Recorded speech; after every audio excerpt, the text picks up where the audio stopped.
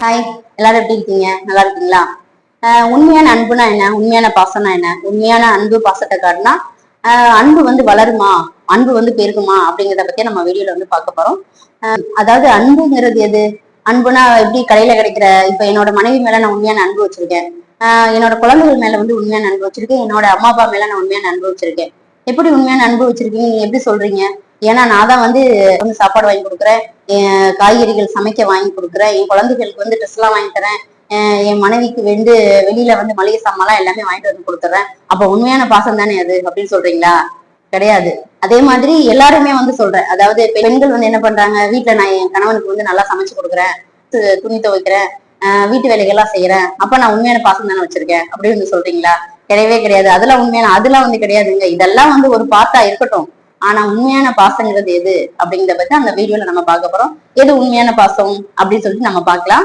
அதுக்கு முன்னாடி வீடியோக்குள்ள போறதுக்கு முன்னாடி இப்பதான் நீங்க நம்மளோட சேனல் ஃபர்ஸ்ட் டைம் வரீங்கன்னா நம்மளோட channel Priya Shankar thought channel மறக்காம சப்ஸ்கிரைப் பண்ணுங்க.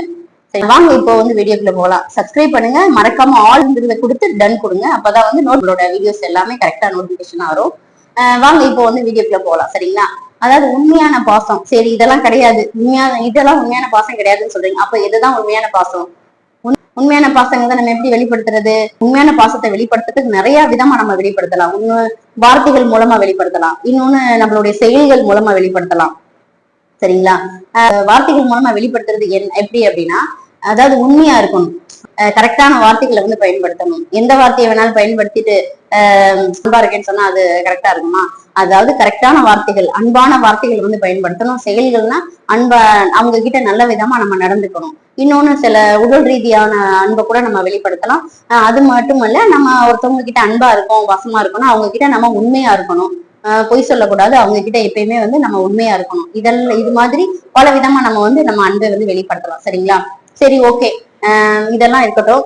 நான் ஒரு கதை ஒண்ணு சொல்றேன். அந்த கதையை வந்து முழுசா வந்து ஸ்கிப் பண்ணாம வந்து கேளுங்க. கதையோட முடிவுல நம்மளோட ஹீரோ, இந்த கதையோட ஹீரோ வந்து பாத்தீங்கன்னா ஒரு வேட்டைக்காரன். ஹீரோ வந்து கடைசியில எந்த அளவுக்கு அவன் அன்பை வெளிப்படுத்துறதுனால அவனுக்கு எந்த மாதிரியான அன்பு வந்து கிடைச்சிருக்கு, கதையோட கடைசியில வந்து நான் சொல்றேன். கதையை வந்து எல்லாரும் வந்து ஸ்கிப் பண்ணாம பாருங்க. உங்க வீட்டுல இருக்கிற பெரியவங்க அப்புறம் குழந்தைகள்கிட்ட வந்து இந்த வந்து வீடியோ வந்து பார்க்க சொல்லுங்க. அவங்களுக்கும் வந்து எது உண்மையான அன்புனா எது, எப்படி நம்ம பாசம் வந்து மத்தவங்க கிட்ட நம்ம எந்த அளவுக்கு நம்ம பாசம் காட்டணும், அதாவது நம்மளுடைய பெத்தவங்களா இருக்கட்டும் சரி, நம்மளை சுத்தி இருக்கிற நம்மளுடைய நண்பர்களா இருக்கட்டும், எப்படி உண்மையான அன்பை காட்டுறது அப்படிங்கறத அவங்களும் வந்து தெரிஞ்சுப்பாங்க. வாங்க இப்போ வந்து கதை என்னன்னு சொல்லி பார்க்கலாம். சரிங்களா?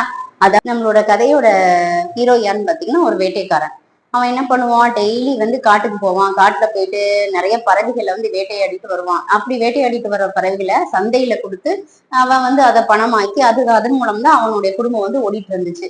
இப்படி டெய்லி வந்து காட்டுக்கு போயிட்டு பறவைகளை எடுத்துட்டு வர்றப்போ சில நேரங்கள்ல வந்து பறவைகள் அதிகமாகவும், சில நேரங்கள்ல பறவைகளே இல்லாம வெறுங்கையோடையும் வந்து வருவான். இப்படியேதான் அவனுடைய வாழ்க்கை போயிட்டு இருந்துச்சு. ஒரு நாள் பாத்தீங்கன்னா எதிர்பாராத விதமா ஒரு துறவியை வந்து பாக்குறான். அந்த துறவி கிட்ட வந்து பாத்தீங்கன்னா அவருடைய பக்கத்துல, அவருடைய ஷோல்டர்ல, கை கால பக்கத்தை சுத்தி எல்லாமே வந்து பறவைகள் கூட்டமா இருக்கு. பறவைகள் கிட்ட அவர் வந்து ஏதோ ஒண்ணு பேசிட்டு இருக்காரு. அந்த பறவைகளும் அவர் பேசுறத கேட்கிற மாதிரியும், அதுக்கு பதில் சொல்ற மாதிரியும், அவர் சொல்றதை நல்லா புரிஞ்சுக்கிட்டு தலையசைக்கிற மாதிரியும் பார்த்தா அவனுக்கு வந்து தோணுது. என்னடா இது, பறவைகள் வந்து இவ்வளவு நெருக்கமா அவர்கிட்ட உட்கார்ந்துருக்கு அப்படின்னு சொல்லிட்டு அவனுக்கு ஒரே ஆச்சரியமா போகுது. அதுவும் இவ்வளவு நெருக்கமா இருக்கு அப்படின்னு சொல்லிட்டு அவனுக்கு வந்து ரொம்ப ஆச்சரியமா போச்சு. இது மாதிரி பறவைகள் நம்ம கிட்ட வந்து கிடைச்சதுன்னா நம்ம வந்து நிறைய பறவைகளை வந்து உயிரோட புடிச்சிட்டு போய் நம்ம வித்து நம்ம நல்லா பணம் சம்பாதிக்கலாமே அப்படின்னு சொல்லிட்டு அவனோட யோசனைகள் எல்லாம் வந்து போயிட்டு இருக்கு. உடனே என்ன பண்றான், அந்த துறவி கிட்ட பக்கத்துல வந்து நெருங்கி போறான். துறவியை வந்து வாங்கன்னு சொல்லிட்டு வணங்கிட்டு துறவிகிட்ட வந்து கேட்கிறான், எப்படி பறவைகள் எல்லாம் வந்து அவன் போனோடனே என்ன பண்ணுது பாத்தீங்கன்னா பறவைகள் எல்லாம் ஓடிடுச்சு.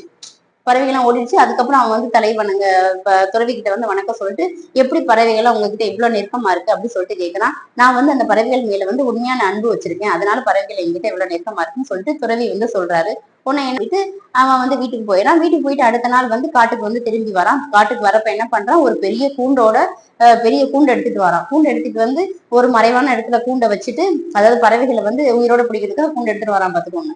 எடுத்துட்டு வந்து ஒரு ஓரமா வந்து வச்சுட்டு பறவைகளுக்கு என்ன பிடிக்கும், தானியங்கள், பழங்கள் இதெல்லாம் வந்து பக்கத்துல வச்சுட்டு பறவைகளுக்காக வந்து காத்துட்டு இருக்கான். ரொம்ப நேரம் காத்துட்டு இருக்கான். பறவைகள் வந்து ஒண்ணு கூட வரவே இல்லை. ஒரே ஏமாற்றத்தோட என்ன பண்றான், திரும்ப வந்து துறவியை பாக்குறதுக்காக போறான். துறவி கிட்ட இது மாதிரி வந்து சொல்றான்.